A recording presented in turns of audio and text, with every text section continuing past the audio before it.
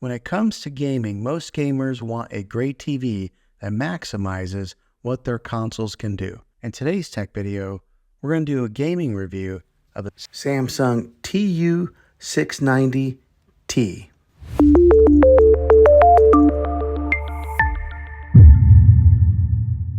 Now, the couple of game systems, the consoles that I own here in my house is my son owns a Nintendo Switch, and then I own a PlayStation 4. So that's what we hooked up to this thing here. I imagine there's probably not a whole lot of difference whenever you're hooking up like an Xbox or a PlayStation to this thing. But when I've hooked it up to here, it's like it enhanced my gaming experience because I usually play my PlayStation on a 43-inch Samsung TV. And when I hooked it up to the QLED, whoa, it was just like made the details so much sharper, so much darker and lighter.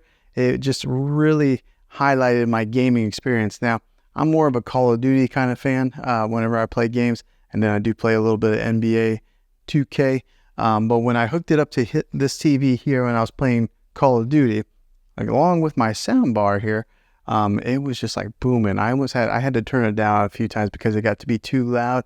But I would turn out it was like in the evening whenever I was playing the Call of Duty, and then the whites on here were very vibrant and white, and then the darks were very dark. So it was just an awesome experience of playing this or playing games on this TV here. So if you're wondering if the gaming experience on this TV is worth it, it surely is. I mean, you can tell a huge difference between playing on a QLED TV than playing on maybe like a 4K or just a regular, smart TV like that.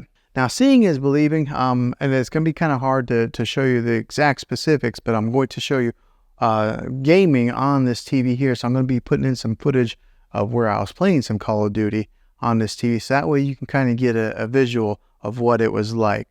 Let's go ahead and put in that footage now.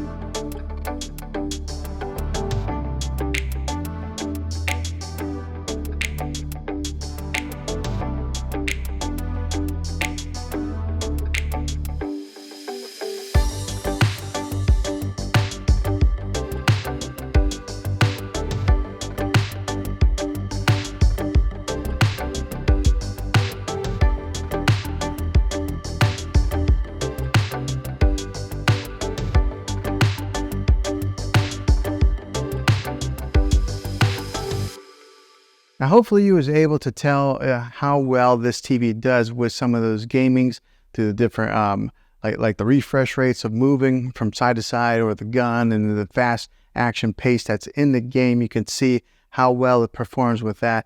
You can see some of the visuals and some of the whites and the darks and how vibrant they are and how deep the darks are. So I think you can tell just how awesome gaming is. Now, if you are looking into some more of the specifics of this TV, I'll go ahead and put in some of my review footage for that, right? So that way you can see some of the exact details of what this thing has to offer and what it can do. So I'll go ahead and put in the review portion of this TV right here. This is a 65-inch TV that I just got and I've had for a little bit of time now. And I wanted to give my review on it after owning it and using it and putting it to quite a few hours of use with my kids and my family of watching TV. and to give my feedback and see if this is maybe a TV that you're interested in purchasing. And hopefully you can base that off of some of my opinions on being an honest, normal, average consumer of buying a television. Now, I don't work for Samsung. I'm not affiliated with them by any means. So what I'm telling you is all my honest opinion of owning this thing for a little bit of time now. So what I'll do is I'll talk about what I've learned from it, and then I'll talk about more of the in-depth specifics on this TV later on in the video. But as far as owning it for a few weeks now, it's been a great TV. The picture quality is awesome. I mean, like, really awesome. So I upgraded from a 4K UHD TV to this QLED 4K UHD. Also, it's just bigger. I had a 55-inch. I went bigger to 65. So I think a lot of times whenever we upgrade our televisions, we usually end up going bigger. But that's what I did. And I got to tell you, the picture on this, beautiful. It's just awesome. The other day I was watching Endgame on it, and the clarity was so clear. It was almost like they were right there, and I could reach in there and touch them. That's how the clarity is on this.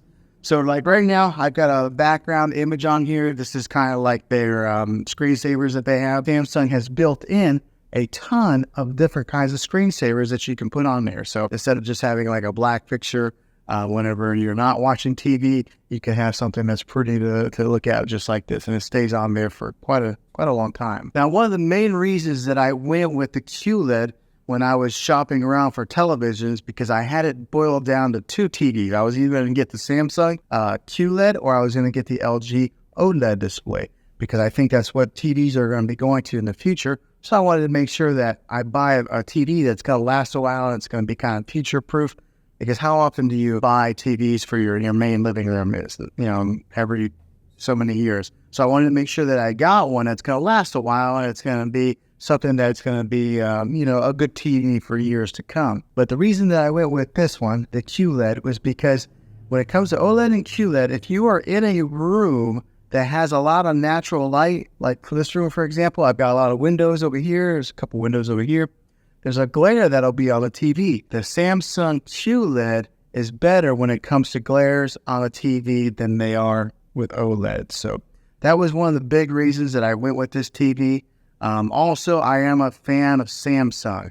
I've had a few TVs of theirs, and they've always lasted a long time versus somebody who maybe had a Vizio or something like that. I had a buddy who had a Vizio and it lasted like a year and it broke on him.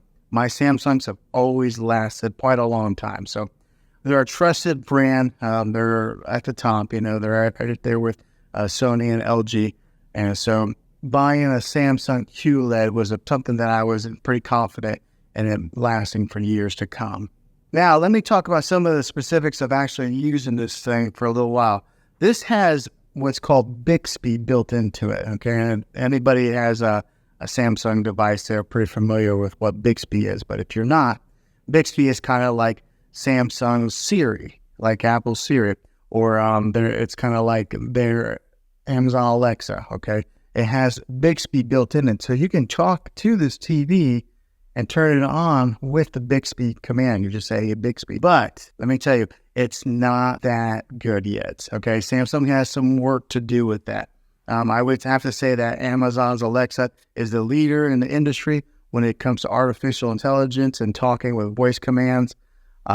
Siri works pretty good on my phone. Maybe not as good as Alexa, but these guys are last in line. I don't know. For some reason, it doesn't understand my voice very well. I sometimes got to yell it. But it does have that capability to have that voice command in your TV. So talk about living in the future. We're like in the Jetsons age, or Back to the Future too, if you're a fan of those movies like I am. Now, the other thing that I experienced that was kind of a con is that there was a time that I turned off the TV completely, and I was in the kitchen area and I was kind of cleaning, and then all of a sudden the TV just came back on. How creepy is that? But I'm sure it was because of that Bixby built in there that it turned it on. So it's almost like having poltergeist TV inside your house. So that was kind of weird. It's only done that twice to me. In the middle of the night, the TV came on one time. So in the good length of time that we've owned this TV, that's happened. So that's the con on it. But the pros outweigh the cons on this TV. It is such a great TV. The clarity, the picture on it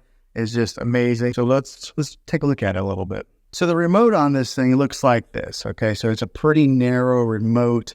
There's not a whole lot of buttons on there, so it's not real daunting. Sometimes you can get a remote that's got so many different buttons on there that you don't really know what to do with, but this is what the remote looks like, and it's kind of shaped like that. So it's almost a little bit narrow to lose into your couch or your recliner, but keep an eye on this bad boy. Now, the great thing with this, it is a smart TV, so it does have its own smart capabilities that are built right into the TV. You don't have to go out and buy an external stick to put in there, another like a Roku device or a Fire Stick or anything like that.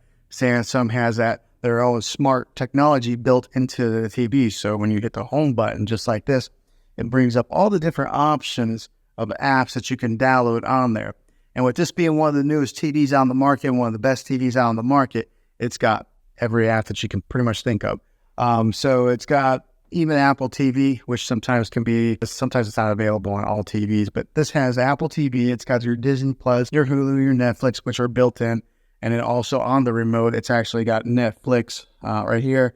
It's got Prime Video and Hulu as quick shortcuts that you can press and it'll automatically launch those apps. And along with having all the different apps that you can download, it does have its own like TV platform. So we'll go right here, this little icon. So right there's Disney Plus, Spectrum. That little icon there is kind of like their own built-in platform, and it's got free movies on there also. It's got movies that you can buy. I haven't used it too much because I've always just used our Netflix or our Disney Plus, but it does have that capability in case you buy it and you don't have a subscription to Netflix, Hulu, or any of the other ones. You can watch free movies on their built-in platform. And like I mentioned previously in the video, it's got its ambient mode, so it's got all these different options to select different screensavers on there. So we'll go to the ambient mode screen on this right now. Okay, so it's loading, and then on here on the bottom, it's got different kinds of features. It's got like My Album, so maybe if you want to upload your own pictures to the Samsung platform, you could have your own pictures displayed on here. It's got like artwork. It's got like different kinds of contemporary type of artwork. So it's got so many different features on there. But I kind of like the landscape view, so I've kept that on there for a little while. Every once in a while, I'll change it up. And if you are in the whole smart things platform with the Samsung, it is built right into this TV to where you can control some of your other devices that are in that smart things hub. So that's kind of a neat little feature that you're able to access it right here on your remote through there. So another way is you could always just dive into your phone, download the Smart Things app, and do it that way also. So it gives you so many different ways of being able to access your content, and they do it very easily. All right, so for example, right here, this is the end game. I wish you guys could really see the clarity of this screen here. It's kind of hard to tell from recording on it like this, but it's got excellent quality. And the sound is pretty good for just being the built-in speakers on a TV. I know a lot of people will get sound bars to put at the bottom of their TV or mount them. It has pretty good sound for just being the standalone speakers that are built in. Another great feature with this TV is the bezel that goes all the way around the TV right here. It's really thin, so most of what you see is just screen. There's not a whole lot of plastic that you see along the edges. Now, this is a 65-inch TV. That's what it's advertised at, but I want to put a tape measure on it so that way you guys can see exactly what the exact measurement is of screen real estate that you get. So whenever they say the inches of a TV, you always measure from angle to angle like that. You don't measure across or down. So we're going to put a tape measure on this to see what it measures out to be. All right, so I got a tape measure here. Let's measure it. Okay, so the actual measurement comes to be about 65 3/8. So that's they actually give you 3/8 of an inch extra, so that's pretty good. That's what that measures, the actual measurement of screen real estate on this TV. Now, so that's some of the specifics of being an honest user.